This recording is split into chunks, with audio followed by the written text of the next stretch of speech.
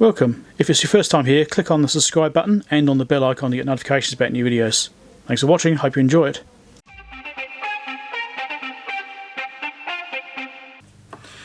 Well, I've got a little interesting project here, only very minor.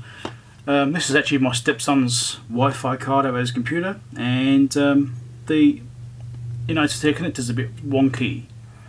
And if you look from the side, maybe I might not be able to see that, the back is lifted up and it's actually broken off. These back pins here are broken. So I'm going to just have a quick crack at fixing that.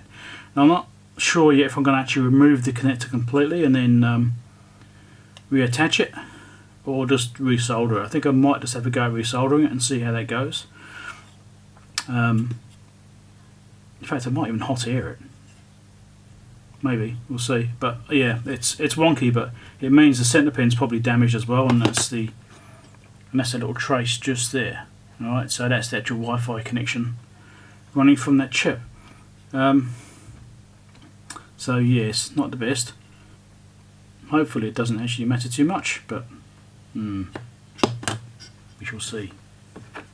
Right, so let's get this thing off. Actually, I think I might take the connector off. I'll give it a go. Let's get these screws out of the way so I can get this plate off. Like so. And you can see how wonky it really stands out now, doesn't it? Yeah, it's not meant to be bent like that. I mean, it's got this top piece which probably does swivel a little bit. Like that. It does swivel. So that's been bent, but it's also, you know, obviously my concern is that it's actually not flat on the board and it is actually moving. So, actually I might go with solder blob technique. I'll go with solder blob. So I need a bigger tip on my iron because I've currently got a really small tip on there. Let's just change that. Iron tip is on. Let's get this thing really hot. Let's just blob it with solder and we'll see how we go with that. At the very least it'll make it easier to remove with having leaded solder on it. I think I prefer to remove it and to see what damage is underneath in case the track is damaged or something like that. You know, you don't quite know what you're going to end up getting. Right.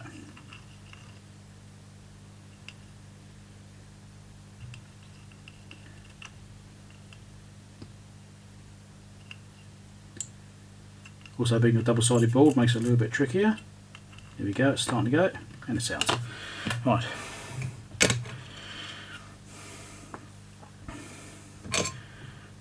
Let's try and get this blob back off. It's getting a bit hot now, so let's just encourage you to go with the iron. Here we go. And it's off.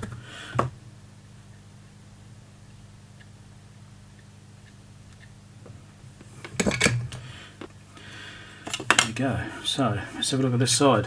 Is it damaged? Can't tell, but what I think I'll do is I'll scratch away some of this and just extend that a little bit more so it's actually got something more to hold on to. It doesn't look like it's particularly great for that right now, so I'll try and get it basically to spread the solder out more so the actual pad extends.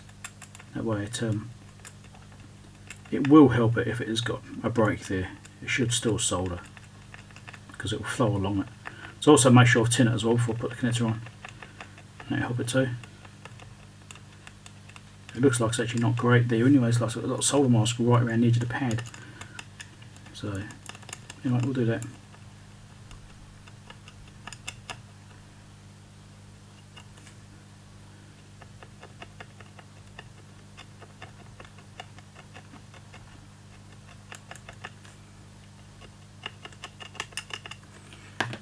My fiberglass pin, just have a little clean up with that. See what, you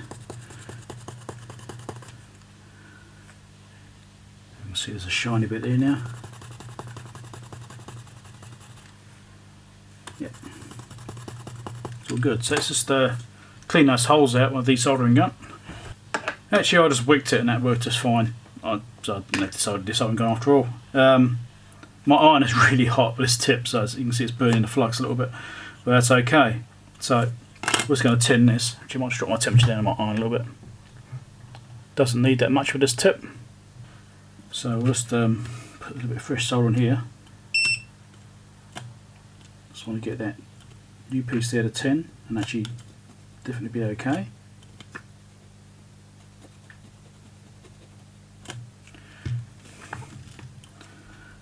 Alright, there's some solder there. Right, so I think we can put the connector back on.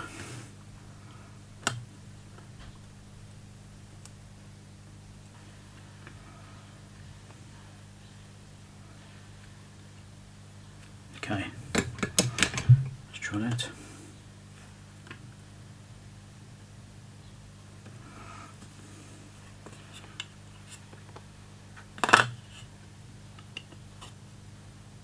I think it's that middle pin which is holding it up. There's a bit of solder in the middle. It's just, there we go. Let's sort that out. And let's hold it flat and hopefully straight. I'll put a bit of solder on and we'll get it started.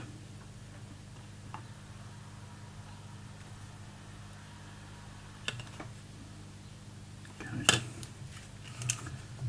And this pin, barely in shot, aren't I? Here's the solder, hold it flat, hopefully get the flow down. Right. Now it's going to be held flat, I can solder these in properly. Now I've got to try and get the heat through the board as well, because it's being double-sided board, and so I've got to hold on for it for a little while. Have a blob there, don't want that.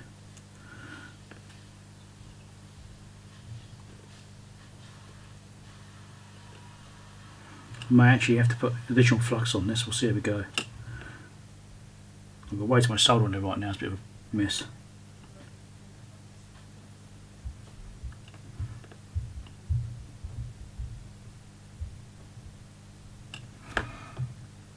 I'm trying to get the flow through to the other side of the board so it will actually take okay.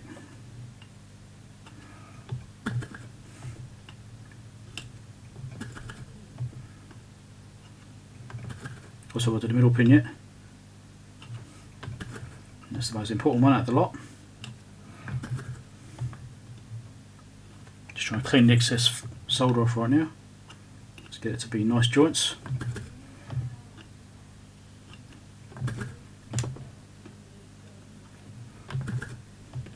No, I stick some flux on this, it's going to make it look like it's not looking wonderful. The solder's got quite a bit of flux in it, but it's just not as good as I'd like it to be, so I'll just give it some help. Especially when it comes to that middle pin, so I want it to flow.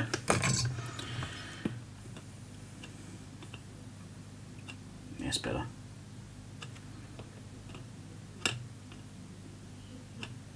Alright, middle pin. Get that to flow through, I hope.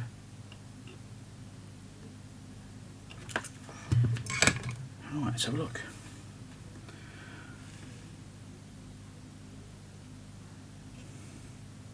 Well, hopefully it works. Let's just do a conductivity test and go from there.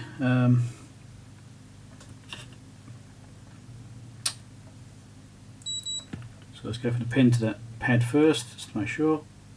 Yep. And let's go to from there to here. Yep, cool. And there to there should be nothing. Yep. Be touching the shield. That's okay. Right, so it looks like it's good. Let's give it a clean up and give it back to him.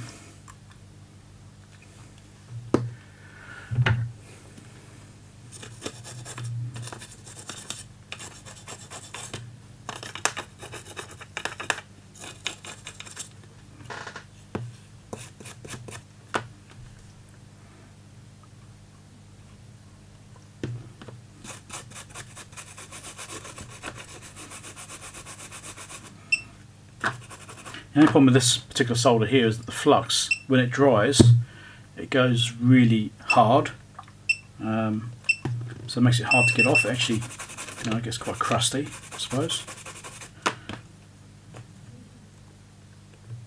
So I have to scrape a little bit there to get it off. You know, so this is to show you that particular solder, that particular flux is in that solder. It's a good flux though, it does work quite well, but better than some of the other solders I've used.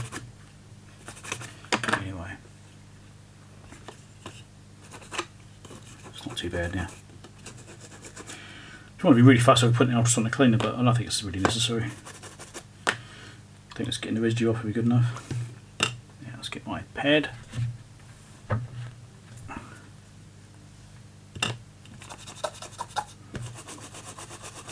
Obviously I can't get underneath the actual connector itself to get rid of the stuff that's under there, but it is what it is.